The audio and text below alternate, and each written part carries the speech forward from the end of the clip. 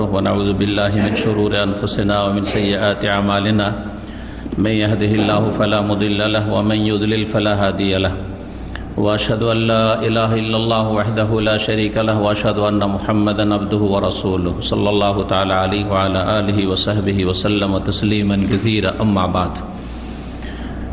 সম্মানিত দিনী ভাতৃমণ্ডলী, আজ 16ই মুহররম 1442 হিজরি মোতাবেক 4 সেপ্টেম্বর 2020 আমরা আমাদের সহিহ বুখারীর যে ধারাবাহিক দর্স চলে আসছিল, আজকে বিষয়বস্তু হচ্ছে কিতাবুল ইলম, ইলমের পর্ব বা ইলমের অধ্যায়। আর পর্ব নম্বর হচ্ছে ইলমের 6 নম্বর। এর আগে পূর্বে 5টি আলোচনা হয়েছে। এই অধ্যায়ে বাব 21 নম্বর অধ্যায় সহিহ বুখারীর, তাতে বলছেন বাবু রাফিল ইলমে ওয়া যুহুরিল জাহলি। এই অধ্যায় হচ্ছে ইলমের বিলুপ্তি সম্পর্কে। রাফা মানে উঠে যাওয়া, ইলম উঠে যাবে এমন এক সময় আসবে, দিনের জ্ঞান পৃথিবী থেকে মুছে যাবে, ধীরে ধীরে উঠে যাবে। ওয়া যুহুরিল জাহল, এবং অজ্ঞতা মূর্খতার বহিঃপ্রকাশ ঘটবে, ব্যাপক আকার ধারণ করবে। অধিকাংশ মানুষ দিন সম্পর্কে, আল্লাহ রাব্বুল আলামিন সম্পর্কে, আল্লাহর দিন সম্পর্কে, আল্লাহ রাসূল সাল্লাল্লাহু আলাইহি ওয়াসাল্লাম সম্পর্কে অজ্ঞ হয়ে পড়বে, যেহেতু দ্বীনি ইলমের চর্চা পঠন পাঠন উঠে যাবে বা বিলুপ্ত হয়ে যাবে। ভালো ভালো আলেমরা উঠে যাবেন, আর ইলমের যেসব প্রতিষ্ঠান রয়েছে সেগুলিতে ভালো লেখাপড়া হবে না, অথবা সেগুলি থাকবে না। ধীরে ধীরে মানুষ দুনিয়ামুখী হয়ে যাবে, দুনিয়ার শিক্ষা শুধু থেকে যাবে, কিন্তু দ্বীনের শিক্ষা উঠে যাবে। সেই সময়টি খুব কাছে চলে এসছে, ধীরে ধীরে সেই দিকে যাচ্ছে মানবতা। ইমাম রাবিয়া রাহমাতুল্লাহ প্রখ্যাত তাবী, তিনি বলছেন লা ইয়ামবাগি লিআহাদিন ইনদাহু শাইউম মিনাল ইলমি আন ইউদাইয়া নাফসাহু। কোনো ব্যক্তির জন্য উচিত নয় যার কাছে দ্বীনের কিছু জ্ঞান রয়েছে, শারঈ ইলমের কিছু অংশ রয়েছে, যাই থাক না কেন আপনার কাছে যতটা জ্ঞান আছে, আপনি নিশ্চিত যে এটা যেটা জানছি সেটা সঠিক, যথেষ্ট।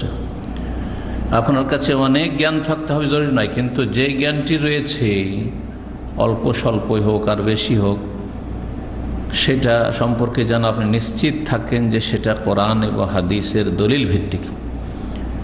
যদি কারো কাছে শারঈ ইলমের কিছু অংশ থাকে, তাহলে তার জন্য উচিত নয় আন ইউদাইয়া নাফসাহ, যে সে নিজেকে বরবাদ করে দেবে, নিজেকে নষ্ট করবে। নিজেকে নষ্ট করা বা নিজেকে বরবাদ করে দেওয়া, ধ্বংস করে দেওয়া হচ্ছে। দ্বীনের জ্ঞান আছে, কিন্তু দ্বীনের জ্ঞান মোতাবেক আমল করছে না। প্রথম, ইলম মোতাবেক যদি আমল না হয় তো কোনো লাভ নেই। দ্বিতীয় হচ্ছে যে দ্বীনের আমল হয়তো আছে ব্যক্তি জীবনে, কিন্তু দ্বীনের শিক্ষা দেয় না। যেটুকু জ্ঞান আছে অন্যকে শিক্ষা দেয় না, দ্বীনি ইলমের চর্চা করে না। শিখে নেওয়ার পরে শিখাতে হবে, সেদিকে দাওয়াত দিতে হবে। যতক্ষণ পর্যন্ত আপনি দাওয়ার কাজ না করবেন, দ্বীনি শিক্ষার প্রচার প্রসার না করবেন, তার আগে আমল না করবেন, তাহলে সেই ইলমের ফায়দা হলো না, আপনি নিজেকে নষ্ট করলেন। হাদিস নম্বর 80, ইমাম বুখারী রাহমাহুল্লাহর ওস্তাদ হচ্ছেন ইমরান ইবনে মাইসারা। পুরো সনদ আর বর্ণনা করছি না। সাহাবী বর্ণনাকারী হচ্ছেন আনাস রাদিয়াল্লাহু তাআলা আনহু। তিনি বলছেন কালা রাসূলুল্লাহ সাল্লাল্লাহু আলাইহি রাসূলুল্লাহ সাল্লাল্লাহু আলাইহি ওয়াসাল্লাম বলেছেন ইন্না মিন আশরাতিস সাআহ, নিশ্চয় কিয়ামতের লক্ষণগুলির অন্তর্ভুক্ত হলো। কিয়ামতের অনেক লক্ষণ রয়েছে যেগুলি 2 ভাগে বিভক্ত। ছোট আশরাতুস সাআহ আস-সুগরা, ছোট লক্ষণ, আর আশরাতুস সাআহ আল কুবরা, বড় লক্ষণ। কেউ কেউ ভাগ করেছেন 3 ভাগে। আশরাতুস সাআহ আস-সুগরা ছোট লক্ষণ, আর উস্তা মাঝারি লক্ষণ, বড় না আর খুব ছোটও না, ছোটগুলির চাইতে একটু বড় আর বড়গুলির চাইতে ছোট। বেশ কিছু লক্ষণ আছে, যেগুলির কিছু এসেছে আর কিছু আসছে আর বর্তমান আছে। আর বড় লক্ষণ যে 9-10টি রয়েছে, সেই লক্ষণগুলি হচ্ছে আশরাতু সাআতিল কুবরা। সেগুলি যখন চলে আসবে খুব তাড়াতাড়ি পৃথিবী ধ্বংস হয়ে যাবে, কিয়ামত কায়েম হয়ে যাবে। তো কিয়ামতের লক্ষণগুলির অন্তর্ভুক্ত হলো, মানে ছোট লক্ষণের অন্তর্ভুক্ত আইয়ুর ফাল ইলম, বা মাঝারি লক্ষণ। আইয়ুর ফাল ইলম, ইলম উঠে যাবে। অনেক ছোট ছোট লক্ষণ চলে এসছে, কিন্তু ইলম পুরোপুরি উঠে যায়নি। এমন একটা সময় আসবে যে দিনের জ্ঞান একেবারে উঠে যাবে, গোটা দেশ অঞ্চল খুঁজে ফেলে দেবেন, ভালো কোনো আলেম পাবেন না যার কাছে আপনি দিনের জ্ঞান নিয়ে নিশ্চিত হবেন যে সঠিক জ্ঞান দিচ্ছেন। দিনের ফতোয়া হালাল হারাম নিয়ে আপনি নিশ্চিত হবেন যে সঠিক আমাকে দিক নির্দেশনা দিচ্ছেন। যদি তাদের কাছে কিছু এলেম থাকে তো দুনিয়ার কাছে বিক্রি হয়ে যাবে, হক কথা বলবে না, তৌহিদ সুন্নাতের কথা বলবে না। অথবা তৌহিদ সুন্নাত থাকলেও দুনিয়ার গরজে অনেক সময় হালাল হারাম, হালালকে হারাম করে দিবে, হারামকে হালাল করে দিবে। জি, বিভিন্ন পরিস্থিতির কারণে দুনিয়ার লোভ লালসাকে প্রাধান্য দেওয়ার জন্য এটা হইতে পারে। আবার এমন একটা সময় আসবে যে একেবারে এলেম থাকবে না, এলেম থাকবে না, দিনের জ্ঞান থাকবেই না, সব জাহেল হয়ে পড়বে। ওয়াসবতাল জাহলু, আর অজ্ঞতা বা মূর্খতা, জাহালাত, মূর্খতা প্রকট হয়ে পড়বে। মূর্খতা শক্ত আকার ধারণ করবে। সমাজে দিন সম্পর্কে জ্ঞানী মানুষ পাওয়াই যায় না। ওয়ুশরাবুল খামরু, মদ পান করা হবে, ব্যাপক হারে মদ পান করা শুরু করবে। কাফেররা পান করতো মদ এক সময়, এখন অনেক মুসলিম, অনেক সভ্য লোক, প্রভাবশালী লোকেরা, সমাজপতি মদ পান করে। এই কিয়ামতের লক্ষণ কাছে চলে আসছে। মুসলিম সমাজে মদ পান সামাজিক অপরাধ মনে করা হয়তো, দিনী অপরাধ, আকীদাগত অপরাধকে অনেক অপরাধ মনে করে না। 5 ওয়াক্ত সালাত পড়ে না, অপরাধ মনে করে না অনেকে, কারণ এটা সামাজিকভাবে অপরাধ মনে করা হয় না। কিন্তু সামাজিক অপরাধ হচ্ছে ক্রাইম, খুন করা, ব্যভিচার করা, মদ পান করা, জুয়া খেলা, গাঁজা খাওয়া ইত্যাদি এই ধরনের। এই সামাজিক অপরাধ মুসলিম সমাজে ছিল না বললেই চলে, খুব কম ছিল, কিন্তু এখন অনেক বেশি হয়ে গেছে। ওয়াজহারু জেনা, এবং ব্যভিচার, জেনা ব্যাপক আকার ধারণ করবে। জেনা, জি, এই কিয়ামতের লক্ষণ চলে এসছে। এ পরকীয়া প্রেম আজকাল এত ব্যাপক আকার ধারণ করেছে। নিজের স্বামীকে ছেড়ে, সংসার ছেড়ে দিয়ে, বড় বড় ছেলে মেয়ে ছেড়ে দিয়ে উধাও হয়ে যাচ্ছে কারো সাথে। এই সোশ্যাল মিডিয়ার ফিতনার যুগে সুবহানাল্লাহ, কি যে কোথায় গিয়ে ফেসে যাচ্ছে। আর অবিবাহিতাদের কথা তো বলতে হবে না, অবিবাহিতদের কথা তো বলতেই হবে না। বিবাহিতদের অবস্থা এরকম, স্ত্রীকে ছেড়ে দিয়ে বিবাহিত, অন্যের সাথে প্রেমে লিপ্ত, অন্যকে নিয়ে সংসার করছে, স্ত্রীর খোঁজ নেই না। ঘরে পর্দা নেই, সমাজে পর্দা নেই, পরিবারে পর্দা নেই, যার ফলে বাড়িতে অবাধি যারা নিকটাত্মীয়, মাহরাম নয়, অমাহরাম, তারা প্রবেশ করছে। চাচাতো ভাই, খালাতো ভাই, মামাতো ভাই, ফুফাতো ভাই, দুলা ভাই, দেবর, ভাসুর, কোনো পর্দা নেই। বরং এতে যে কত ব্যভিচার হচ্ছে ওইসব সমাজে, আল্লাহ ভালো জানেন এইসব গায়েবের খবর। কিন্তু আমাদের কাছে সমস্যাগুলি যখন উঠে আসে তখন বুঝতে পারি যে সমাজের অবস্থা খুবই খারাপ, অধঃপতনের দিকে চলে যাচ্ছে সমাজ, পরিবার। হেজাব পর্দা না থাকার কারণে, অবাধ মেলামেশার কারণে, সহশিক্ষার কারণে, একসাথে নারী পুরুষদের কর্মক্ষেত্রে একাকার হয়ে যাওয়ার কারণে, হাউজুবিল্লাহ, স্বামীকে ছেড়ে দিয়ে কলিগের সাথে প্রেম করছে, জেনা ব্যভিচারে লিপ্ত। কিয়ামতের এসব লক্ষণ প্রায় চলে এসছে। আল্লাহ রাব্বুল আলামিন মুসলিম সমাজের হেফাজত করেন, মুসলিম ভাই বোনদের হেফাজত করে। কিতাবুল ইলমের এই অধ্যায়ে বলতে চাইছেন যে এই যে দ্বীনের ইলম, কোরআন সুন্নাহর জ্ঞান, এবং যেই জ্ঞানের উদ্দেশ্য হচ্ছে আমল করা, যেই জ্ঞানের উদ্দেশ্যে জ্ঞান অর্জন করে দাওয়াত দেওয়া, শিক্ষা দেওয়া, তালিমের কাজ করা, প্রচার প্রসারের কাজ করা, বললে আয়া একটি কথা হইলে পৌঁছাও, এগুলো সব শেষ হয়ে যাবে। দাওয়ার কাজ সংকুচিত হয়ে গেছে। দাওয়ার কাজ যে করে সে যেন অপরাধী। দাওয়ার কাজ করলে তাকে ভালো নজরে দেখা, সন্দেহ নজরে দেখা হচ্ছে, সন্দেহ দৃষ্টিতে দেখা হচ্ছে। জি, আল্লাহ রাব্বুল আলামিন যেন ভালো মানুষদের হেফাজত করেন আর খারাপদেরকে আল্লাহ হেদায়েত করেন। আর যেসব খারাপদের অনিষ্ট বেড়ে গেছে আল্লাহ তাদের থেকে আমাদের রক্ষা করেন, তাদেরকে তাদের অনিষ্ট দিয়ে ধ্বংস করেন। তারপরে হাদিস নম্বর 81, আনাস রাদিয়াল্লাহু তাআলা আনহু থেকে বর্ণিত, কাছাকাছি হাদিস, কিছু পার্থক্যের জন্য ইমাম বুখারী রাহমাহুল্লাহ নিয়ে এসেছেন, বাক্যের বা কিছু কথা অতিরিক্ত রয়েছে, সেই জন্য বলছেন তিনি, লা উহাদ্দিসান্নাকুম হাদিসান লা ইউহাদ্দিসুকুম আহাদুম বাদি, অবশ্যই অবশ্যই তোমাদেরকে এমন এক হাদিস বয়ান করব, যে হাদিস আমার পরে তোমাদেরকে কেউ বয়ান করবে না, কেউ বর্ণনা করবে না, কারণ সেই হাদিসটি আমি জানি রাসূলুল্লাহ সাল্লাল্লাহু আলাইহি ওয়াসাল্লাম আমাকে বলেছেন। সামি'তু রাসূলুল্লাহ সাল্লাল্লাহু আলাইহি ওয়াসাল্লাম ইয়াকুল, আমি আল্লাহ রাসূল সাল্লাল্লাহু আলাইহি ওয়াসাল্লামকে বলতে শুনেছি। সরাসরি রাসূলুল্লাহ সাল্লাল্লাহু আলাইহি ওয়াসাল্লাম থেকে শুনে কেউ বর্ণনা করতে পারে না। আনাস থেকে শুনে অন্যরা বর্ণনা করবে, ঠিক আছে, কিন্তু রাসূলুল্লাহ সাল্লাল্লাহু আলাইহি ওয়াসাল্লাম থেকে আমার পরে আর কেউ বর্ণনা করবে এটা তোমরা শুনতে পাবে না। কারণ আনাস রাদিয়াল্লাহু তাআলা আনহু অনেক বয়স পেয়েছিলেন, আয়ু পেয়েছিলেন।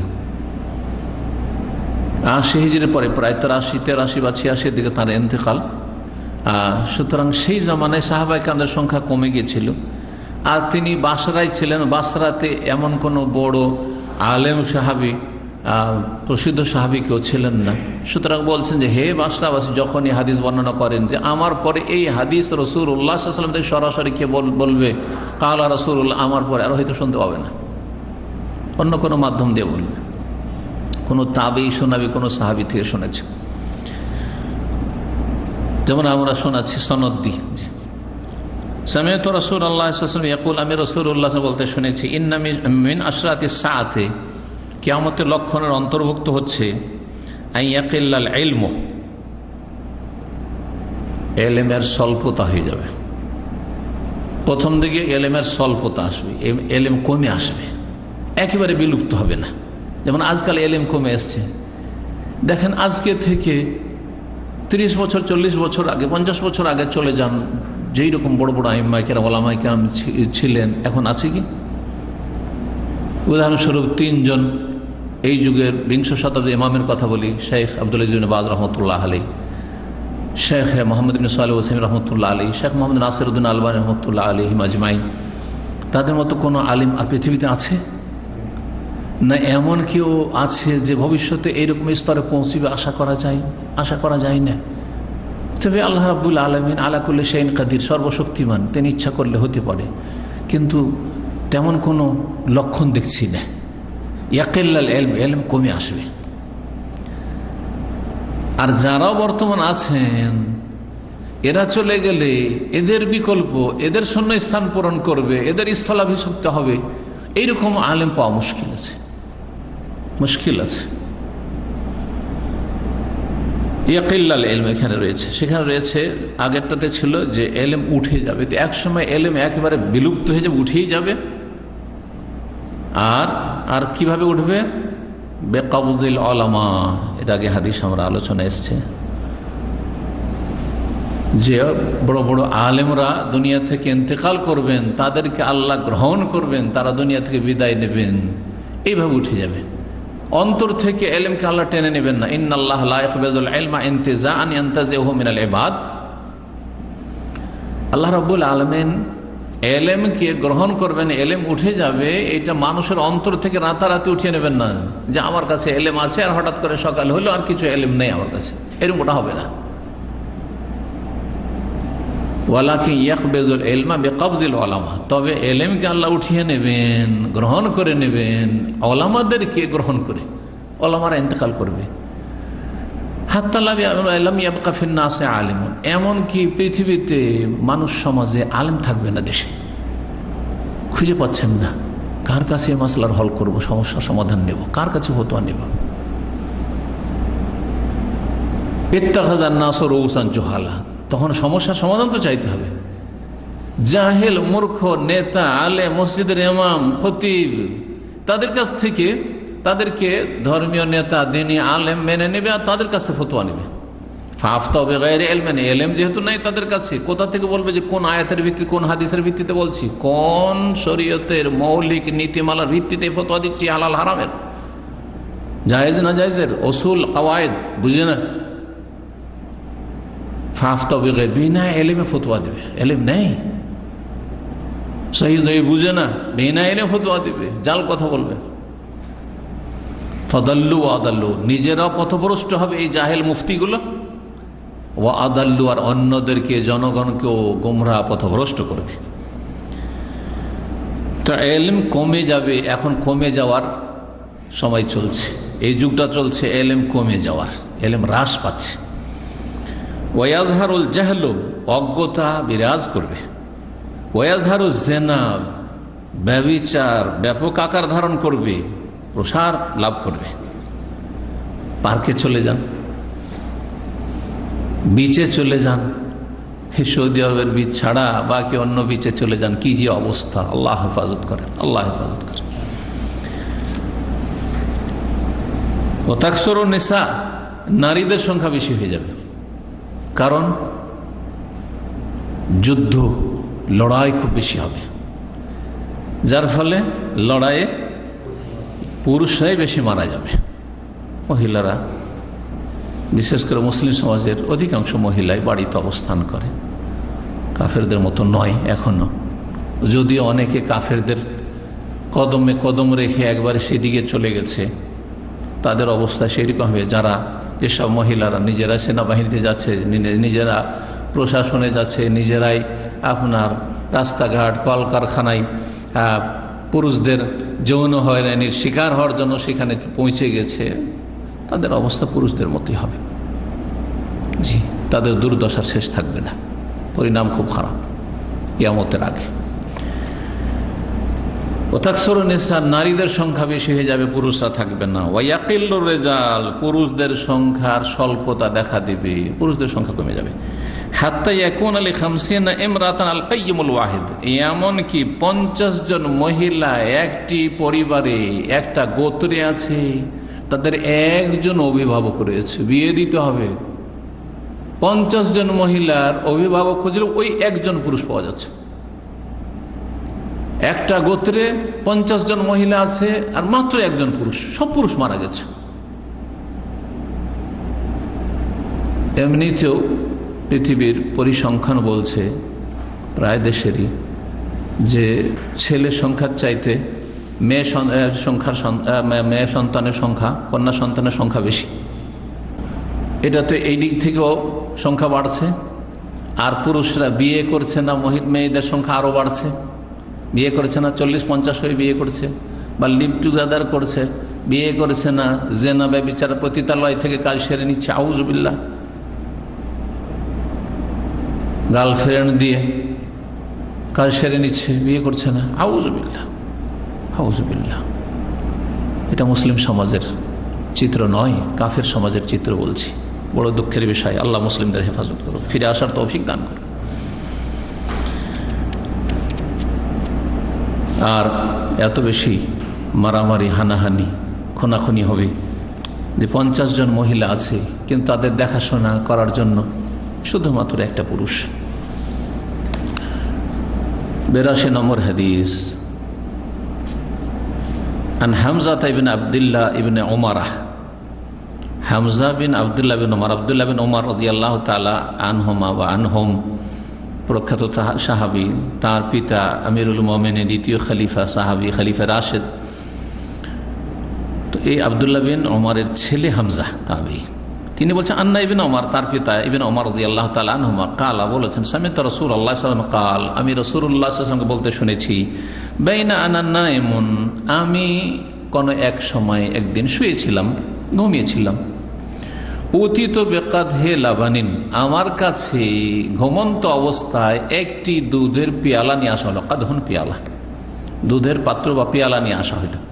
ফাশারেব তো, আমি পান করলাম। আমাকে বলা হইলো যে দুধ পান করেন। আর নবী রসুলগণের স্বপ্ন হচ্ছে ওহীর একটা ধরন, এমন করে পান করলাম হাত্তা ইন্নী লা আরার রিয়া ইয়াখরুজু ফি আজফারি, আমি দেখতে পাচ্ছি যে আমার দুধ পান করে পরিতৃপ্তি আমার নখ দিয়ে প্রকাশ পাচ্ছে। মানে এত বেশি পান করেছি। এটা আরবি ভাষার একটা অলংকার। যেমন আমরা বলি যে আজকে এত খেয়েছি যে এখানে উঠে গেছে, এটা আমাদের বাঙালিদের কথা। আর আরবিদের কথা হচ্ছে যে আমি এত পান করেছি যে আমার নখের ডগাতে পর্যন্ত দুধ পৌঁছে গেছে। মানে মন ভরে যতটা পারি আমি পান করেছি একবার স্বপ্ন যোগে।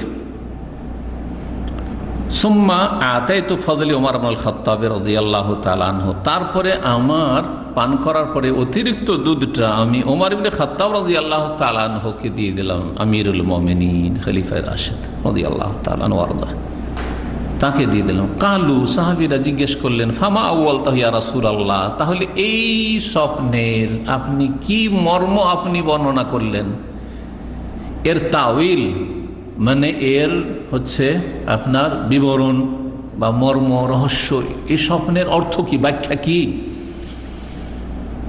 কালা, বললেন রাসূলুল্লাহ আল ইলম আউয়ালতুহু আল ইলমা, আমি এই স্বপ্নের ব্যাখ্যা করলাম কি, যে ইলম, যে আমার পরে জ্ঞান দেওয়া হয়েছে সবচাইতে বেশি দিন সম্পর্কে কাকে, ওমর বিন খাত্তাব রাদিয়াল্লাহু তাআলা আনহুকে। এই জন্য অন্য হাদিস রয়েছে যে প্রত্যেক উম্মতে মুলহাম রয়েছে, মুলহাম রয়েছে, মানে যারা যে কথাগুলি বলেন বা সিদ্ধান্ত পেশ করেন সেই সিদ্ধান্তটা আল্লাহর পক্ষ থেকে হয়ে থাকে।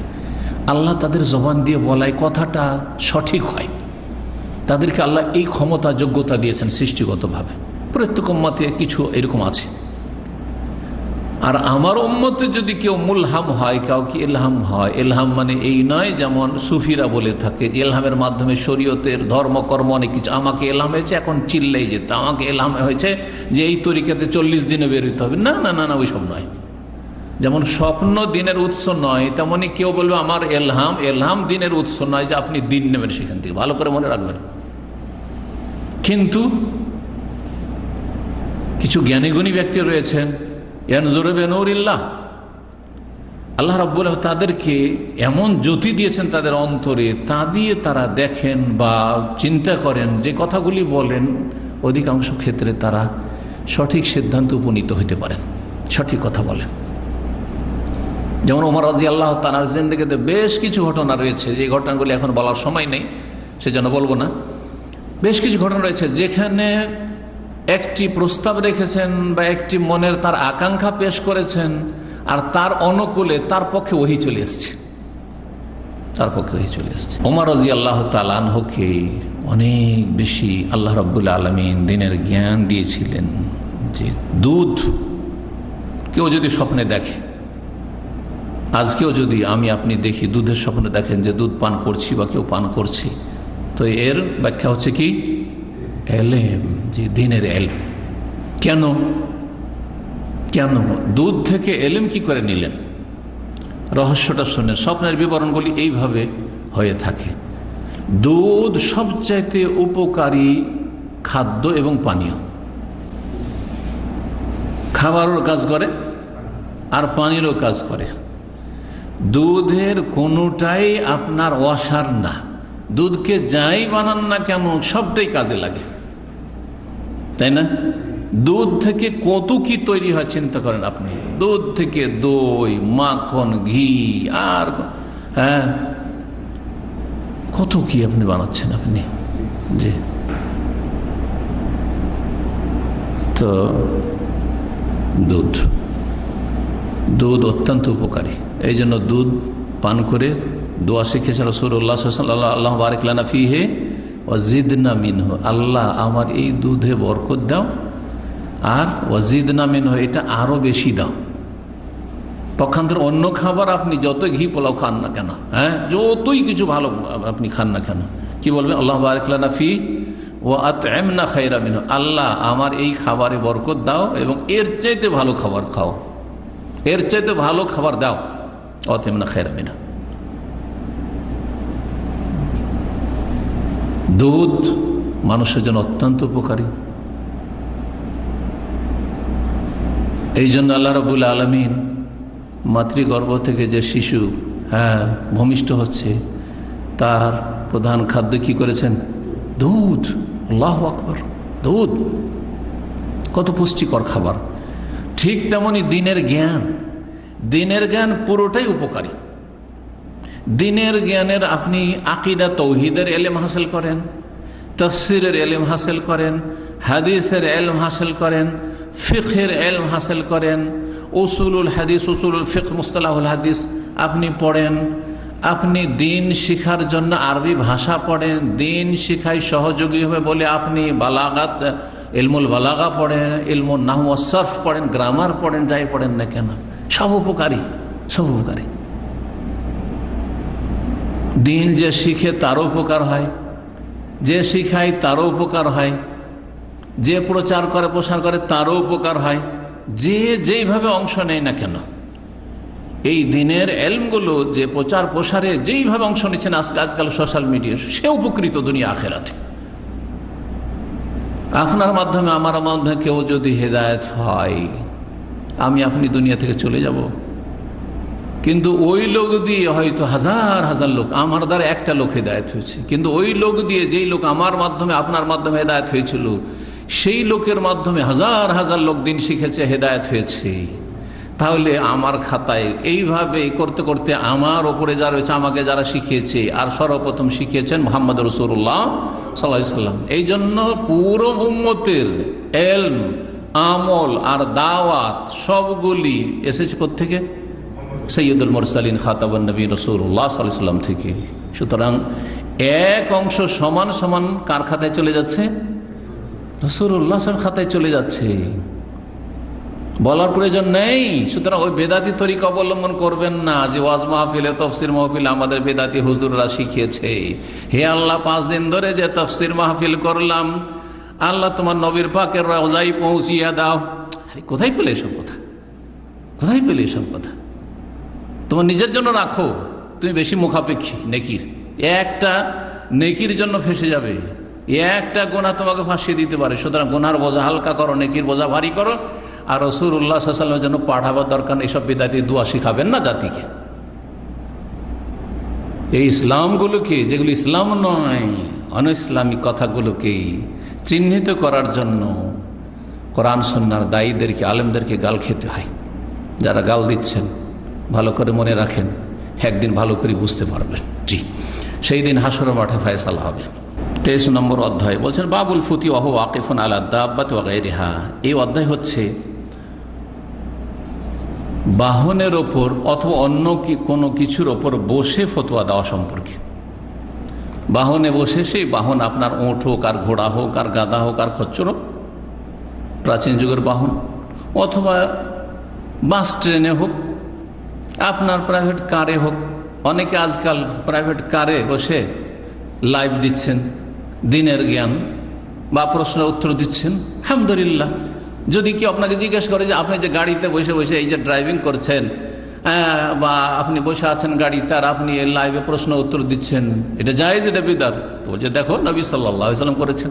তাই ইমাম বুখারী রাহিমাহুল্লাহ যে অধ্যায়গুলি নিয়ে এসেছেন, এগুলি আমরা আমার বাস্তব জীবনে সেগুলোকে কি করতে পারবো? ফিট করতে পারবো। জি, এরোপ্লেনে বসে যদি সম্ভব হয় যে সেখানে নেটওয়ার্ক পাচ্ছেন আপনি, তাহলে আপনি সেখানে প্রশ্নের উত্তর দিচ্ছেন, অথবা দিন শিখাচ্ছেন সেখানে অনলাইনে, অসুবিধা নেই, যে কোনো জায়গায় থেকে। জি, আপনি পানি জাহাজে আছেন, সেখানে আপনি পানিপথে সফর করছেন, সেখানে আপনি প্রশ্ন উত্তর দিচ্ছেন আপনি।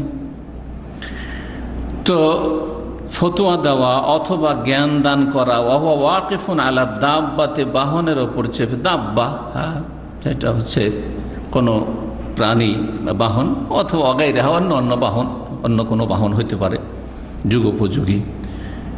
এর দলিল রাসূলুল্লাহ সাল্লাল্লাহু আলাইহি ওয়াসাল্লাম করেছেন। আন আব্দুল্লাহ বিন আমর ইবনে আল-আস, আর আব্দুল্লাহ বিন আমর আল-আস রাদিয়াল্লাহু তাআলা আনহু থেকে বর্ণিত, আন্না রাসূলুল্লাহ সাল্লাল্লাহু আলাইহি ওয়াসাল্লাম ওয়াকাফা ফি হাজ্জাতিল ওয়াদা বিমিনা লিন-নাস। রাসূলুল্লাহ সাল্লাল্লাহু আলাইহি ওয়াসাল্লাম বিদায় হজের বছর মেনায় জনগণের উদ্দেশ্যে দাঁড়ালেন এক জায়গায়। ওয়াকাফা বা অবস্থান করলেন। ওয়াকাফা অবস্থান করা, কখনো দাঁড়ানোকে বলা হয়, কখনো থামাকে বলা হয়। হ্যাঁ, এই জন্য আজকাল ওয়াকাফা দাঁড়ানোর অর্থে ব্যবহার না করে বলছে মৌকিফ, আপনার গাড়ির পার্কিংকে। গাড়ি সে দাঁড়ানোর অর্থ সেখানে নিতে পারেন যে গাড়ি সেখানে দাঁড় করার জায়গা, সেই জন্য। অথবা গাড়ি থামানোর জায়গা ওয়াকাফা, কিফ মানে থামো। রাস্তায় লেখা থাকছে না কিফ মানে স্টপ, সৌদি আরবে লেখা থাকছে ইংরেজিতে স্টপ, আর টিফ মানে থামো। জি, ওয়াকাফা থেকে আমরের সেগা। তো রাসূলুল্লাহ সাল্লাল্লাহু আলাইহি ওয়াসাল্লাম বিদায় হজে মেনায় জনগণের উদ্দেশ্যে অবস্থান করলেন, দাঁড়ালেন অথবা থামলেন, যাই বলেন। ইয়াসআলুন, লোকেরা জিজ্ঞাসা করতে শুরু করল, লোকজনের মাসলা মাসাইলের উত্তর দেওয়ার জন্য, ফতোয়া দেওয়ার জন্য। তাহলে আলেমদের ফতোয়া দেওয়া এটি রাসূলুল্লাহ সাল্লাল্লাহু আলাইহি ওয়াসাল্লামের সুন্নাত। প্রশ্ন উত্তর পর্ব করা রাসূলুল্লাহ সাল্লাল্লাহু আলাইহি ওয়াসাল্লামের সুন্নাত। সেটা যুগোপযোগী। আজকাল আপনি আপনি মাইকে করছেন, অথবা আপনি সোশ্যাল মিডিয়াতে করছেন, যেইভাবে করছেন, অডিওতে করছেন, ভিডিওতে করছেন, যেভাবে আপনার সুবিধা হয়। দুনিয়ার পার্থিব যেসব উপায় উপকরণ রয়েছে সেগুলি আল্লাহ রাব্বুল আলামিন মুমিনদেরকে ব্যবহার করতে বলেছেন। বরং মুমিনরা বেশি অধিকার রাখে পার্থিব এবং পারলৌকিক নিয়ামত ভোগ করার ক্ষেত্রে, আল্লাহ কোরআনে কারীমে বলেছেন। জি, ফাজা রাজুলুন ফাকালা, একজন লোক আসলো, এসে বলল, লাম আশউর ফাহালাকতু ক্বাবলা আন আযবাহ, আমি বুঝতে পারিনি, মানে মাসলা জানা ছিল না। ফাহালাকতু ক্বাবলা আন আযবাহ, জবাই করার আগে মাথা মুন্ডন করে ফেলেছি, জবাই করিনি, আগেই মাথা মুন্ডন করে ফেলেছি। 10 তারিখের যে কাজগুলি রয়েছে, যে 4-5টি কাজ রয়েছে, তার মধ্যে আগে পরে করে দেওয়া, তরতিব বা পর্যায়ক্রম বজায় রাখা হচ্ছে সুন্নাত মুস্তাহাব। আর কেউ যদি এটা আগে পরে করে দেয় তো জায়েজ, আগে পরে করে দেয় তো জায়েজ। এর দলিল আসছে, এই দলিলগুলি কয়েকটা হাদিস, 2টো হাদিস সামনে আছে। আমি বুঝতে পারিনি, সুতরাং আমি কি করেছি, আমি কুরবানি জবাই করার আগেই মাথা মুন্ডন করেছি। আগে কি করতে হবে, আগে তরতিবগুলো বলে দিতে হইলে। প্রথম কাজ হাজী সাহেবের 10 তারিখে সকালে যখন মুজদালিফা থেকে পৌঁছিল, এসে আসার পরে কি করবে, বড় জামরায় 7টি পাথর মারবে, 1 নম্বর কাজ। 2 নম্বর কাজ হচ্ছে কোরবানি করবে। যদি নিজের কাজে কোরবানি নিজের হাতে যদি করে তাহলে কোরবানি করবে। আর আজকাল পয়সা জমা করেছে ব্যাংকে, কাউকে ওকিল বানিয়ে দিয়েছে, তাহলে অসুবিধা নেই, কোরবানি 4 দিন পর্যন্ত জায়েজ, 10, 11, 12, 13 পর্যন্ত। 3 নম্বর কোন কাজটি করবে, হ্যাঁ, মাথা মুন্ডন, জবাইয়ের পরে মাথা মুন্ডন। 4 নম্বরে কোন কাজটি করবে, বাইতুল্লাহর তওয়াফে ইফাদা বা তওয়াফে জিয়ারা করবে। তওয়াফে ফরজ, তওয়াফে রুকুন, বেলাগুলির নাম, তওয়াফে হজ, এটি 5টি নাম। হজের তওয়াফ, ফরজ তওয়াফ, রুকুন তওয়াফ, জিয়ারার তওয়াফ, ইফাদা তওয়াফ মানে ফিরে এসে প্রত্যাবর্তন করে আপনার কোত্থেকে, সুম্মা আফিযু মিন হাইসু আফাদান নাস, আরাফা থেকে মুজদালিফা থেকে। তো এই হাদিস রয়েছে যে রাসূলুল্লাহ সাল্লাল্লাহু আলাইহি ওয়াসাল্লাম বিদায় হজে মেনায় জনগণের উদ্দেশ্যে অবস্থান করলেন এক জায়গায়। সেই সময় বাহনের ওপর চেপেছিলেন। অন্য হাদিসে স্পষ্ট এসে, এই হাদিসটা এসে কথাটি স্পষ্ট রয়েছে। একজন লোক এসে জিজ্ঞেস করলো, ইয়া রাসূলুল্লাহ, আমি বুঝতে পারিনি, আমি জবাই করার আগে মাথা মুন্ডন করে ফেলেছি।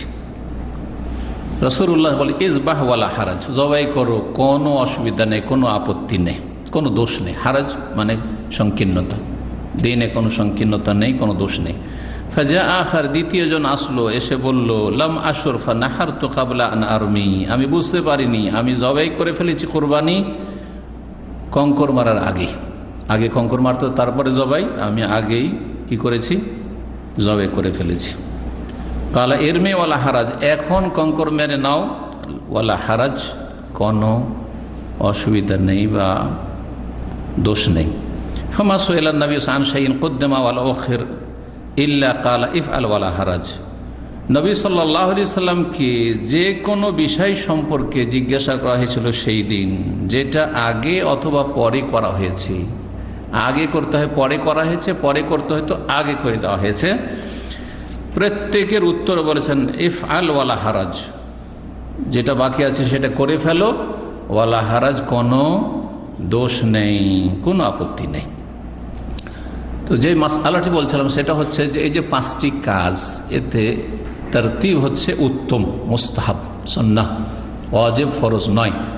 সুতরাং তরতিবের খেলাফ যদি হয়ে যায়, এই সিরিয়ালের উল্টো পাল্টা যদি কেউ করে দেয়, তাতে দমও লাগবে না। যদি ওয়াজিবাতের মধ্যেকার হতো তাহলে দম দিয়ে ঘাটতি পূরণ করতে হতো, আর রুকুন যদি ফরজ হতো তাহলে তাতে আমল নষ্ট হয়ে যাবে যতক্ষণ পর্যন্ত পুনরায় সেটা না করবে, এমনও নয়। তাই হজে যে কাজগুলি রয়েছে 3 ভাগে বিভক্ত করা যেতে পারে।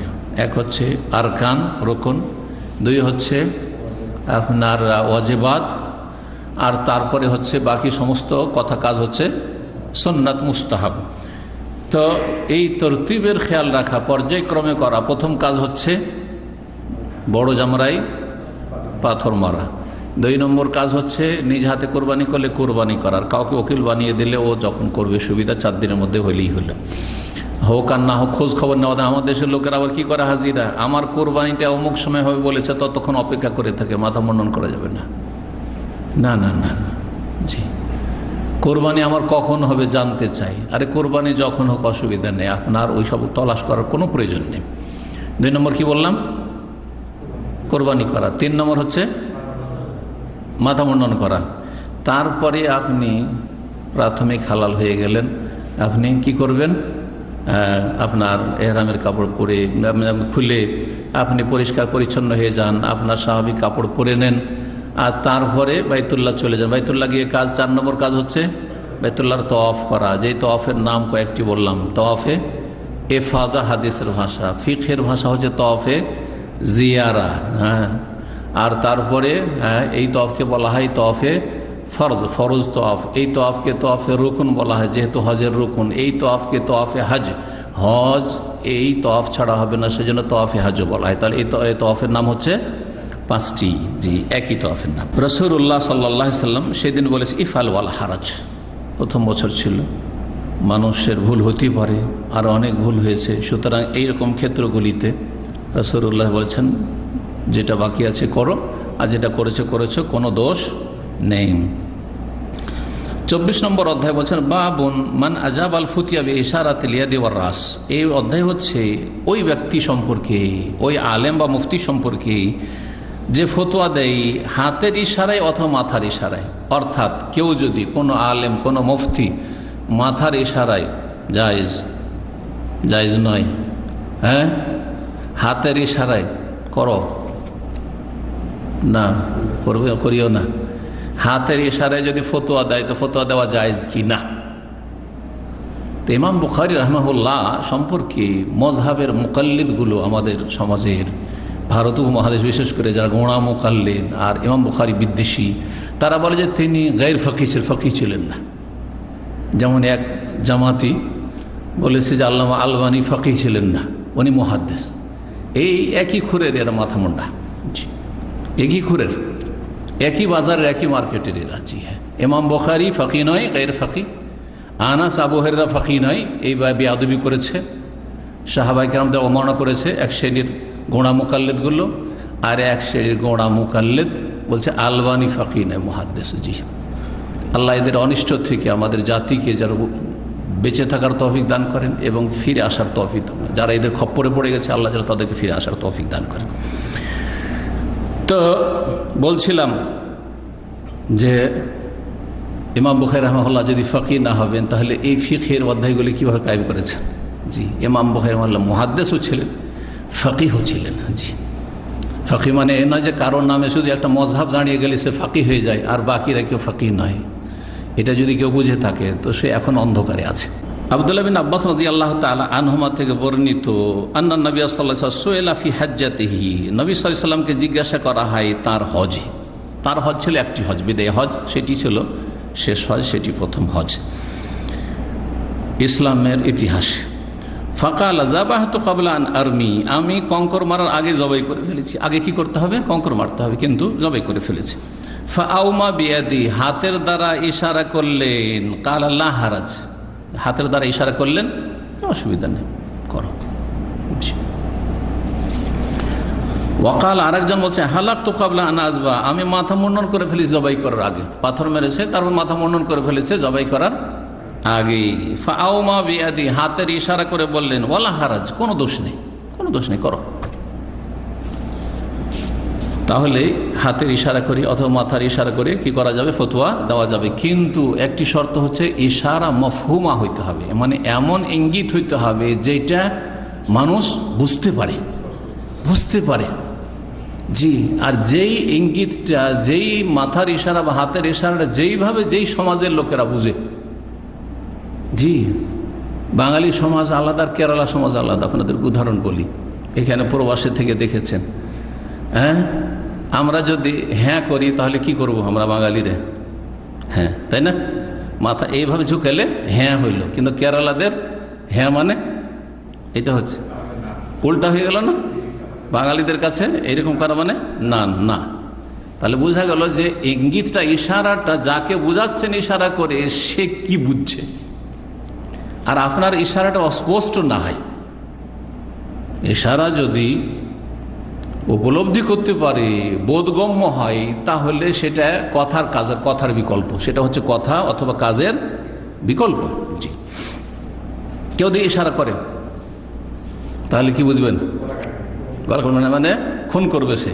জি হ্যাঁ, জি হ্যাঁ, আছে এর হাদিসে আপনার সাদ বিন মুআয রাদিয়াল্লাহু তাআলা আনহু হাদিস রয়েছে বনু কুরাইজাদের ক্ষেত্রে। জি, 85 নম্বর হাদিস আবু হুরায়রা রাদিয়াল্লাহু তাআলা আনহু থেকে বর্ণিত, আনিন নবী সাল্লাল্লাহু আলাইহি ওয়াসাল্লাম, নবী সাল্লাল্লাহু আলাইহি ওয়াসাল্লাম বলেন, ইউকবাজুল ইলমু, ইলমকে গ্রহণ করে নেওয়া হবে। কে গ্রহণ করবেন? আল্লাহ ইলম উঠিয়ে নেবেন। ওয়ায়াজহারুল জাহলু, অজ্ঞতা বিরাজ করবে।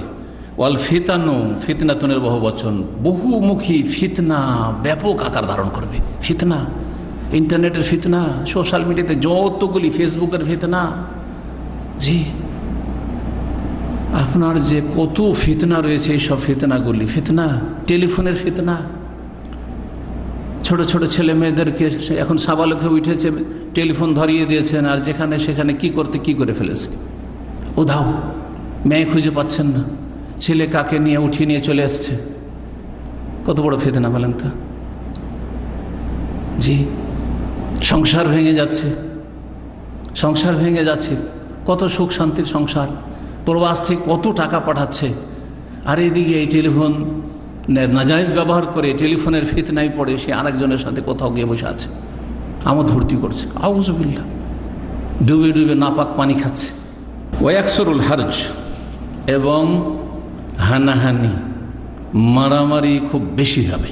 জি, খুন, হারজ মানে হচ্ছে আল কাতল। হারজ শব্দটি কঠিন শব্দ, বুঝতে পারি। কিলা ইয়া রাসূলুল্লাহ, জনকীয় ব্যক্তি বলেন, হে আল্লাহ রসুল, ওয়ামাল হারজ, হারজটা তো বুঝলাম না, হারজ আবার কি জিনিস? ফাকালা হা কাজা, ইশারা করে বুঝলেন হারজটাকে। ফাহাররাফাহা, সেটাকে হাতের ইশারায় এমন করে বুঝালেন, হাতটাকে উল্টালেন। কান ইউরিদুল কাতল, রাসূলুল্লাহ সাল্লাল্লাহু আলাইহি ওয়াসাল্লাম যেটা বুঝাইতে চাইছেন সেটা হচ্ছে যে খুন খারাপি, খুন খারাপি বুঝাইতে চাইছিলেন, খুন খারাপি খুব বেশি বেড়ে যাবে।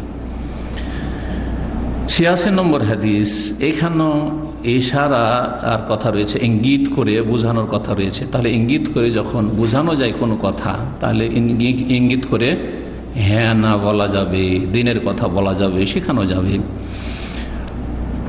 ফাতেমা রাদিয়াল্লাহু তাআলা আনহা থেকে বর্ণিত, তিনি আসমা রাদিয়াল্লাহু তাআলা আনহা থেকে বর্ণনা করছেন, কালা, তিনি বলছেন, আতাইতু আয়েশা, আসমা বিনত আবি বকর, ছোট বোন আয়েশা রাদিয়াল্লাহু তাআলার কাছে আসলেন। ওয়াহিয়া তুসাল্লি, সেই সময় তিনি সালাত আদায় করছিলেন।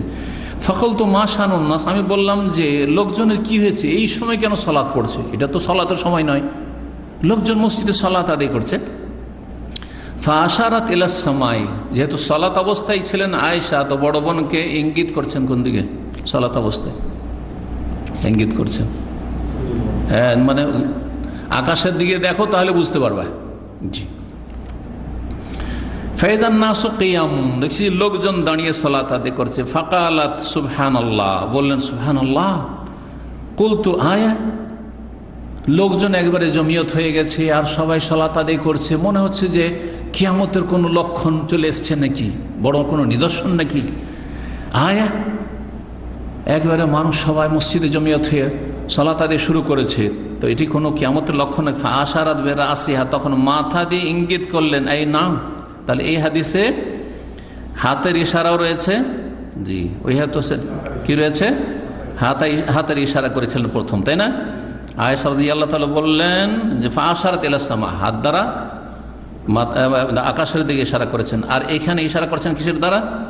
মাথার দ্বারা ইশারা করছেন। যখন বললেন কোনো নিদর্শন নাকি, কিয়ামতের লক্ষণ নাকি বলছেন সালাত অবস্থায়, তাহলে এই ইশারা করলেন। জি, এই নাম অর্থাৎ এর অর্থ ছিল হ্যাঁ। তাহলে হ্যাঁ এর ইশারা যেটা হয় সেটা হ্যাঁ। জি, ফাকুমতু, আমি তখন দাঁড়িয়ে গেলাম সালাতে।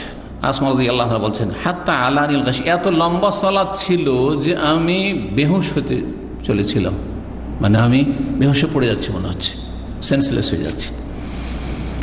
আমার ওপর বেহুশি, হ্যাঁ, বা জ্ঞানশূন্যতা কি করেছে, আমাকে ঢেকে ফেলেছে, এটা শাব্দিক অর্থ। ফাজে আলতো আসুব আলা রাসিল মা, হুঁশ হতেই একটু মনে হচ্ছে মাথা চক্কর দিচ্ছে, বেহুশ হয়ে যাব।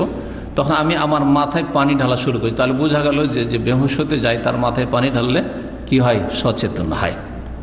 ফাহমেদ আল্লাহ আযজা নবী সাল্লাল্লাহু আলাইহি ওয়াসাল্লাম ওয়াসনা আলাইহি, নবী সাল্লাল্লাহু আলাইহি ওয়াসাল্লাম সালাত শেষ করলেন, তারপরে খুতবা দিলেন, আল্লাহর প্রশংসা করলেন এবং আল্লাহর গুণগান করলেন। সুম্মা কাল, বললেন মা মিন শাইইন লাম আকুন উরিতুহু ইল্লা রাআইতুহু ফি মাকামি হাত্তাল জান্নাহ ওয়ান নার, এমন কোনো কিছু নেই যা আমি ইতিপূর্বে দেখলাম, এখন উরিতুহু, যা আমাকে ইতিপূর্বে দেখানো হয়নি, ইল্লা রাআইতুহু ফি মাকামি, এই জায়গায় আজকে আমি দেখতে পেলাম। ইতিপূর্বে যা আমি দেখিনি আজকে তা দেখতে পেলাম। হাত্তাল জান্নাত ওয়ান নার, এমনকি জান্নাত জাহান্নাম আমি দেখতে পেলাম। রাসূলুল্লাহ সাল্লাল্লাহু আলাইহি ওয়াসাল্লাম যখন সূর্যগ্রহণের অবস্থায় সালাতুল কুসুফে ছিলেন, সূর্যগ্রহণের সালাতে, তখন তাকে কি দেখা হয়েছিল? জান্নাত জাহান্নাম আরও কিছু বিভিন্ন আযাব এবং নিয়ামতের দৃশ্য, পারলৌকিক দৃশ্য দেখানো হয়েছিল। ফাউহিয়া ইলাইয়া, অতঃপর আমাকে ওহীও করা হয়েছে, রাসূলুল্লাহ সাল্লাল্লাহু আলাইহি ওয়াসাল্লামকে ওহীও করা হয়েছে। আন্নাকুম তুফতানুনা ফি কুবুরিকুম, নিশ্চয় তোমাদের পরীক্ষা করা হবে তোমাদের কবরে। কবরে পরীক্ষা না হবে মানে মুনকার নাকির এসে কি করবেন? সওয়াল করবেন, জিজ্ঞাসা করবেন, যে প্রশ্নগুলি, এগুলি হচ্ছে ফিতনাতুল কবর। এটা হচ্ছে ফিতনাতুল কবর, কবরের পরীক্ষা। ফিতনা মানে হচ্ছে ইমতিহান, পরীক্ষা। আর তারপরে আযাবুল কবর অসৎ লোকের জন্য, পাপীর জন্য, আর নেক লোকের জন্য নাঈমুল কবর, কবরের নিয়ামত রয়েছে। শুধু কবরের আযাব নেই, আমাদের দেশের লোকেরা শুধু কবর আযাবটা বলে, কিন্তু কবরে যে নিয়ামত রয়েছে ভালো মানুষদের জন্য, ঈমানদার সৎকর্মশীল আল্লাহভীরুদের জন্য, এটাও আমাদেরকে পাশাপাশি রাখতে হবে। তাহলে একটা ফিতনাতুল কবর, কবরের পরীক্ষা, আর তারপরে নাঈমুল কবরে আও আযাবুল কবর, কবরের নিয়ামত অথবা নিয়ামতপূর্ণ জীবন অথবা আযাব শাস্তির জীবন। তোমাদেরকে কবরে পরীক্ষা করা হবে। রাসূলুল্লাহ সাল্লাল্লাহু আলাইহি সাল্লাম এই কথাটি বললেন সাহাবায়ে কেরামদেরকে। কেমন পরীক্ষা? ভয়াবহ পরীক্ষা। মিসলা আও করিবান লা আদরি আইয়া, মিসলা ফিতনাতিদ দাজ্জাল বলেছেন, অথবা করিবান মিন ফিতনাতিদ দাজ্জাল বলেছেন।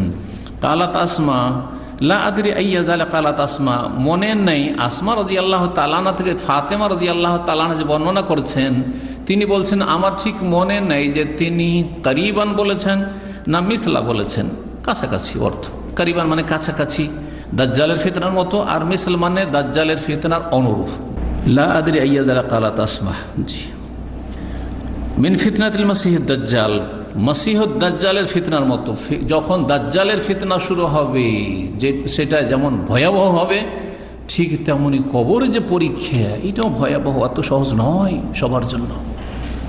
ঈমানদারদের জন্য খুব সহজ।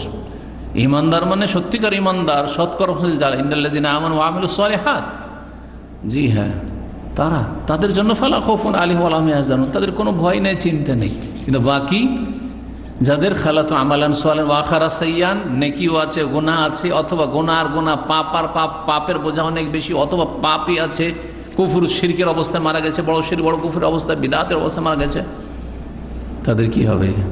ফিতনাতুদ দাজ্জালের মতো ভয়াবহ সেই পরীক্ষা। ইউকালু, জিজ্ঞেস করা হয়, মা ইলমুকা বিহাযার রাজুল, এই ব্যক্তি সম্পর্কে তোমাদের কতটা জ্ঞান ছিল?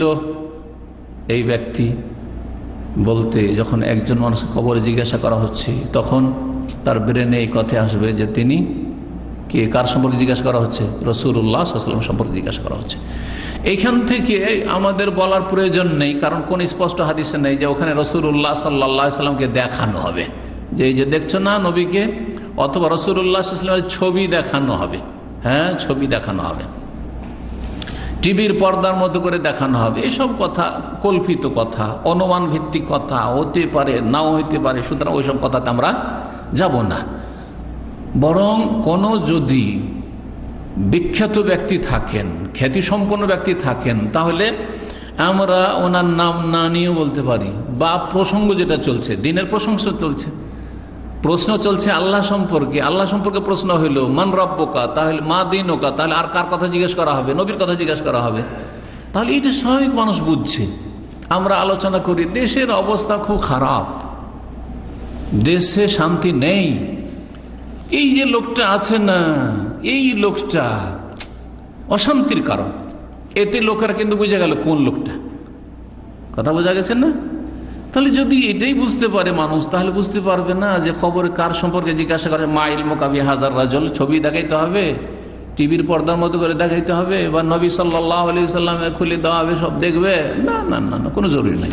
মা ইলমুকা বিহাযার রাজুল, এই ব্যক্তি সম্পর্কে তোমাদের কতটা জ্ঞান ছিল? ফাআম্মাল মুমিন আবিল মুকিন, মুমিন ব্যক্তি, মুমিন শব্দ বলেছেন অথবা মুকিন, ইয়াকিনকারী ব্যক্তি, যার দৃঢ় প্রত্যয় ছিল, যার দৃঢ় বিশ্বাস ছিল আল্লাহর প্রতি, আল্লাহর দ্বীনের প্রতি, আল্লাহ রাসূল সাল্লাল্লাহু আলাইহি ওয়াসাল্লামের প্রতি মুকিন। লা আদরি বিআইহিমা ক্বালাত আসমা, আমার মনে নাই যে আসমা কি বলেছেন। তাহলে সন্দেহটা ফাতেমা থেকে, ফাতেমা তার সন্দেহ হয়েছে। জি, এই ফাতেমা রাসূলুল্লাহ সাল্লাল্লাহু আলাইহি ওয়াসাল্লাম, এই ফাতেমা নাই, অন্য ফাতেমা। জি, বলছেন যে ফায়াকুলু, মুমিন যদি হয় বলবে হুয়া মুহাম্মাদুর রাসূলুল্লাহ, হুয়া মুহাম্মাদুন হুয়া রাসূলুল্লাহ সাল্লাল্লাহু আলাইহি ওয়াসাল্লাম, তিনি মুহাম্মদ আল্লাহর প্রেরিত রাসূল। যা আনাবিল বাইয়িনাতি ওয়াল হুদা, যিনি সুস্পষ্ট দলিল এবং হিদায়াত নিয়ে এসেছেন। ফাআজাবনা ওয়াত্তাবানা, আমরা তার ডাকে সাড়া দিয়েছি, তার দাওয়াতে, এবং তার অনুসরণ করেছি। হুয়া মুহাম্মাদুন, তিনি মুহাম্মদ রাসূলুল্লাহ সাল্লাল্লাহু আলাইহি ওয়াসাল্লাম, সালাসান তিনবার করে বলবে। ফায়ুকালু, তখন বলা হবে, এখানে সংক্ষেপ করে দেওয়া হয়েছে, প্রথম প্রশ্ন বলা হয়নি, তৃতীয় প্রশ্ন বলা হয়। তাহলে প্রথম প্রশ্ন কি হবে? মান রব্বুকা, তোমার রব কি? দ্বিতীয় প্রশ্ন কি হবে? মা দীনুকা, তোমার দিন কি? আগে পরে যেটি হোক না কেন। তৃতীয় প্রশ্ন কি হবে? মান নবিয়ুকা, বা মা হাযার রাজুল আল্লাযী বুইসা ফীকুম। অন্য রিওয়ায়াতে রয়েছে, এই রিওয়ায়াতে রয়েছে সহিহ বুখারী, মা ইলমুকা বিহাযার রাজুল, ওনার সম্পর্কে তোমার কতটা জ্ঞান আছে?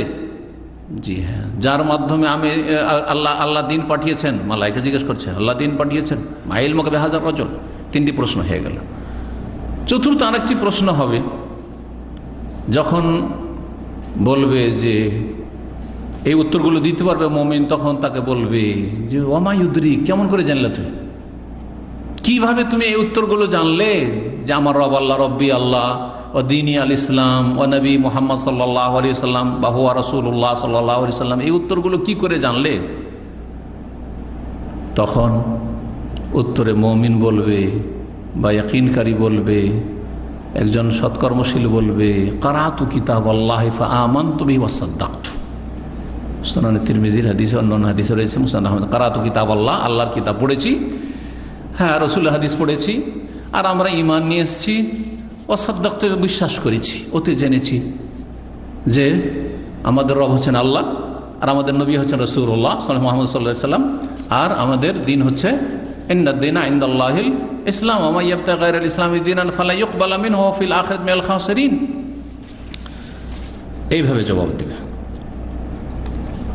তখন তাকে বলা হবে, নাম সালেহান, তুমি আরামসে ঘুমাও। সালেহান, সালেহ মানে নেক, ভালো, ভালো অবস্থায় ঘুমাও, সুখে শান্তিতে ঘুমাও তুমি। ওয়াকাদ আলিমনা ইন কুনতা লামুকিনান বিহি, আমরা জানি যে তুমি এই বিষয়গুলি দৃঢ় বিশ্বাস রাখতে, তুমি ইমানদার ছিলে, তুমি এসবের ইয়াকিন রাখতে। ও আম্মাল মুনাফিক আবুল মুরতাব, পক্ষান্তরে মুনাফিক যে হবে এইরকমই কাফের, এইরকম মুশরিক, এই মুনাফিক মানে জন্মসূত্রে মুসলিম, নেই সালাত, পাপের বিশাল বোঝা নিয়ে গেছে, পাপ বেশি আর নেকি নেই, এত গোনা করেছে, তাহলে গোনার বোঝা বেশি হয়ে গেছে, ফরজ ওয়াজিব আদায় করেননি, কাবিরা থেকে বাঁচেননি, ফেসে যাবেন সেখানে গিয়ে। মুনাফিক আকীদার মুনাফিক হইতে পারে। আবার মুনাফিক যে সালাতে জামাতে জানেছে ও তো মুনাফিক, যে সালাত পড়ে না ও তো কুফরি করে, আর কমপক্ষে তো মুনাফিক।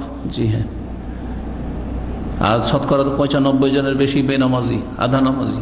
সুতরাং এই কি নেফাক না? তো কি বলছেন মুসলিম সালাত নেই, নেফাক না, মুনাফিকই নয়। মুনাফিক এবং সন্দিহান এই জন্য আখিরাতের জন্য কাজ করেন না। পরকালে হাসর মাঠে প্রথম জবাব দিতে হবে সালাত সম্পর্কে, এটা মুসলিমদের জানা নেই, তাহলে মুরতাব, সন্দেহ আছে, তাহলে কাজ কেন করেন না? এই জবাবটাতে আমাকে পাশ করতে হবে, এই অ্যান্সারটা আমাকে দিতেই হবে, এতে আমাকে একবারে উত্তীর্ণ হইতেই হবে। কেন চেষ্টা নেই? কেন চেষ্টা নেই? আপনার বিশ্বাস আছে দুনিয়া বললে বেতন দিচ্ছে, সেই জন্য চাকরি করছেন, ডিউটি করছেন। না হলে যদি আজকে কোম্পানি বলে যে তোর কালকে থেকে বেতন নেই, একদিনও যাবেন না।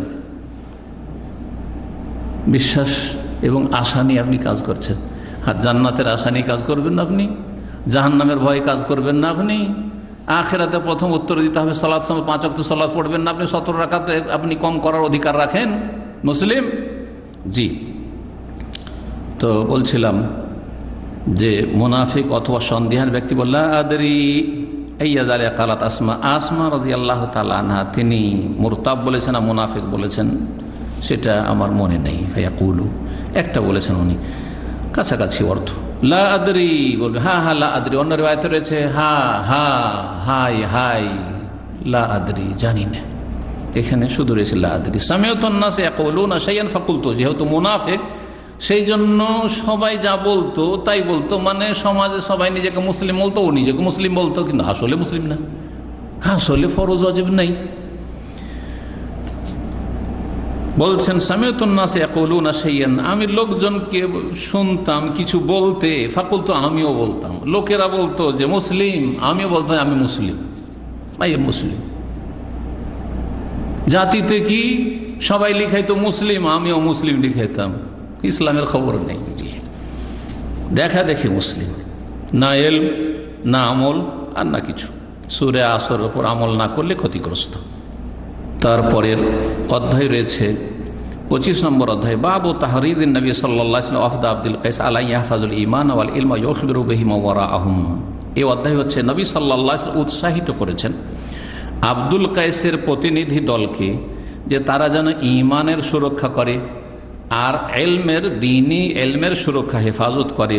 ওয়া ইউখবিরু বিহি মা ওয়ারাআহুম, আর যারা তাদের পেছনে তাদের গোত্রের লোকেরা রয়েছে, বংশধর রয়েছে, তাদেরকে যেন এই কথাগুলি জানিয়ে দেয়, এর জন্য উৎসাহিত করেছেন। এই অফদে আব্দুল কাইস বর্তমান যে আলহাসা এলাকা রয়েছে, এই আলহাসা এলাকায় বসবাস করত। এরা রাসূলুল্লাহ সাল্লাল্লাহু আলাইহি ওয়াসাল্লামের কাছে মদিনায় পৌঁছেছিল ইসলাম কবুল করে, অল্প কিছু লোক প্রতিনিধি হিসাবে। তাদেরকে দিনের বেশ কিছু কথা বললেন, আর বললেন যে এই কথাগুলি তোমরা সংরক্ষণ করো, এলেমগুলি আমল করো, আর অন্যদেরকে পৌঁছাও, তোমাদের বংশধরকে।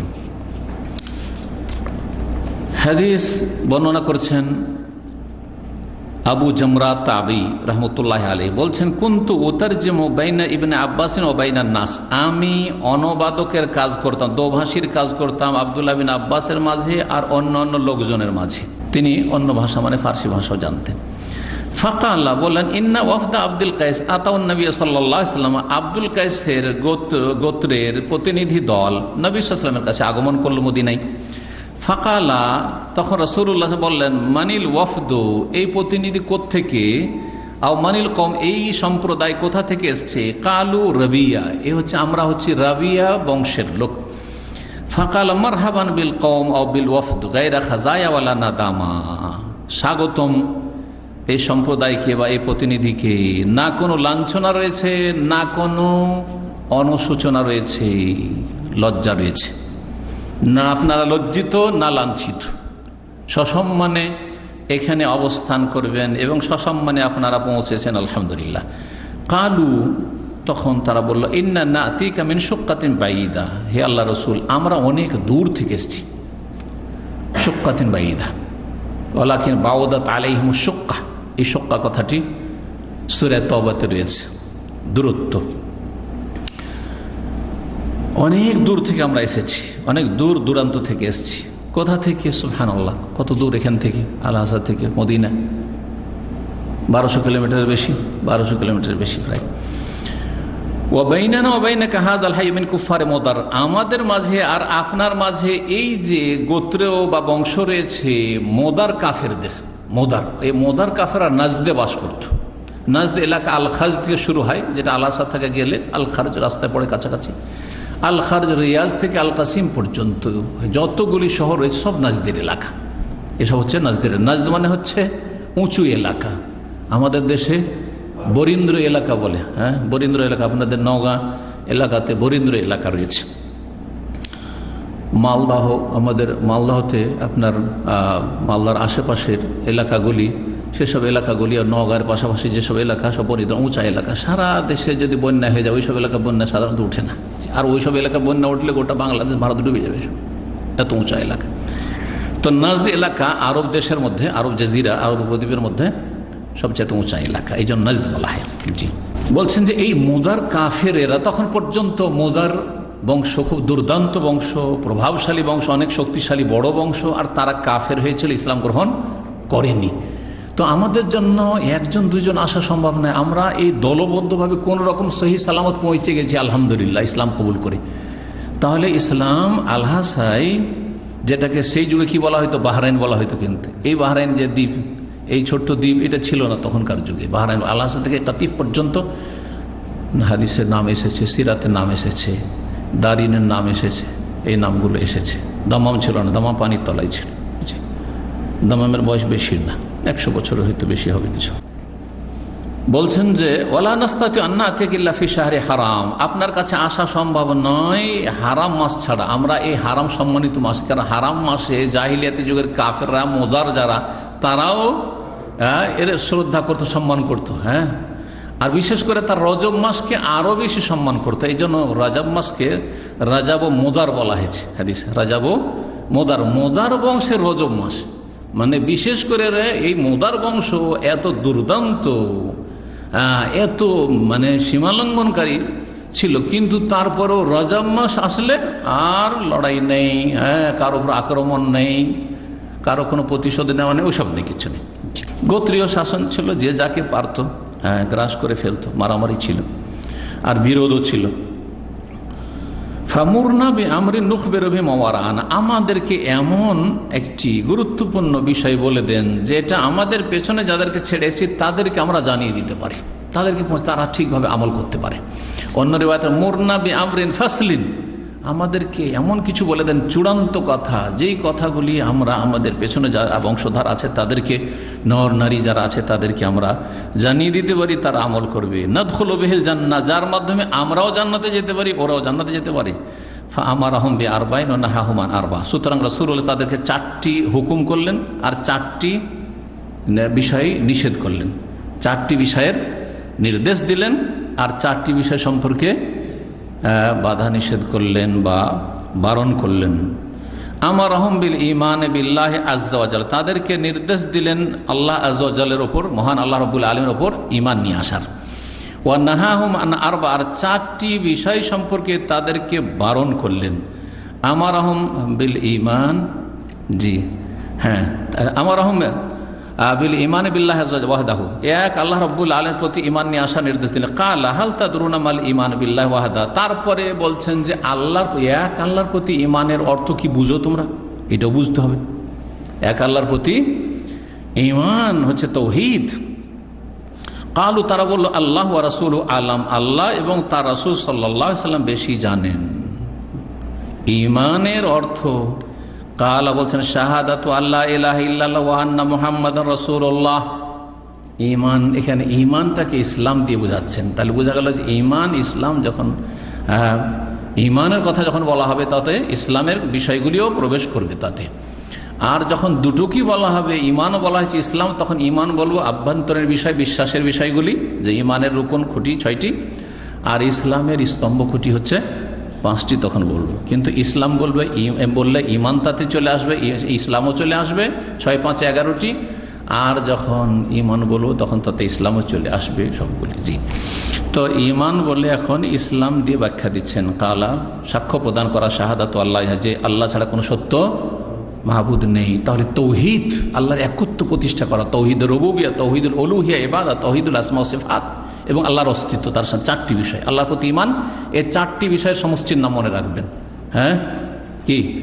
আল্লাহর অস্তিত্ব বিশ্বাস করা যথেষ্ট নয় শুধু, কিন্তু 1 নম্বর। 2 নম্বর হচ্ছে আল্লাহর রুবুবিয়্যাহ, আল্লাহর কাজ, আল্লাহর একত্ব প্রতিষ্ঠা, আর আল্লাহর আসমাসের নাম গুণাবলী আল্লাহর জন্য সুনির্দিষ্ট করা, আর তাতে কোনো রকমের ইলহাদ না করা, বক্র পথ অবলম্বন না, অপব্যাখ্যা না করা। আর তারপরে তৌহিদুল ইবাদা বা তৌহিদুল উলুহিয়্যাহ, যার অপর নাম, বান্দার কাজগুলি আল্লাহর জন্য একেবারে খালিস, নিখুঁত, নির্ভেজাল করা। সহজে এই তৌহিদের 3টি প্রকরণ বুঝিয়ে দিলাম আপনাদেরকে। ওয়ান্না মুহাম্মদ রাসূল, আর সাক্ষ্য প্রদান করা যে মুহাম্মদ সাল্লাল্লাহু আলাইহি ওয়াসাল্লাম আল্লাহর রাসূল। তাহলে আল্লাহর প্রতি ঈমান সম্পূর্ণ হবে না যতক্ষণ পর্যন্ত রাসূলুল্লাহ সাল্লাল্লাহু আলাইহি ওয়াসাল্লামের প্রতি ঈমান আপনি না নিয়ে আসেন, বিশ্বাসী স্থাপন না করবেন বা সাক্ষ্য প্রদান না করবেন। বিশ্বাস করে তারপরে সাক্ষ্য প্রদান করা। ওয়া ইকামুস সালাহ, সালাত কায়েম করা। ঈমান হচ্ছে সালাত কায়েম করা। যে সালাত কায়েম করা ঈমান থাকে না? জি।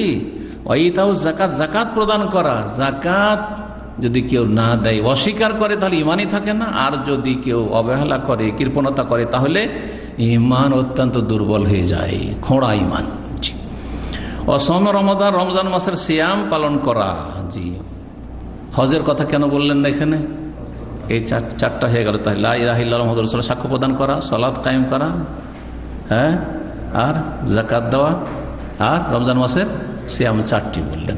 কেউ কেউ বলেছেন যে এই 4টি যে নির্দেশ দিলেন, আর কেউ বলছেন না, ঈমান বলেছেন, আরও 3টি বলেছিলেন। তো ঈমানের ব্যাখ্যাতে এই 4টি কথা বলেছেন, আর বাকি যে আরও 3টি বলে সেটা এখানে এই হাদিসে উল্লিখিত হয়নি। কেউ কেউ এরকম বলেছেন, আল্লাহু তাআলা আলাম। নিষেধ করেছেন কি থেকে বলছেন?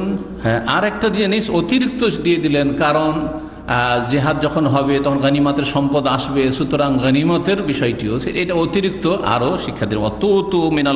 তুতুল খোমসা মিনাল মাগনাম, গনিমতের যেসব সম্পদ তোমরা হাসিল করবে কাফেরদের থেকে, সেগুলি থেকে 5/5, 5 ভাগের 1 ভাগ প্রদান করবে কাকে? রাসূলুল্লাহ সাল্লাল্লাহু আলাইহি ওয়াসাল্লামের কাছে হাজির করে দেবে।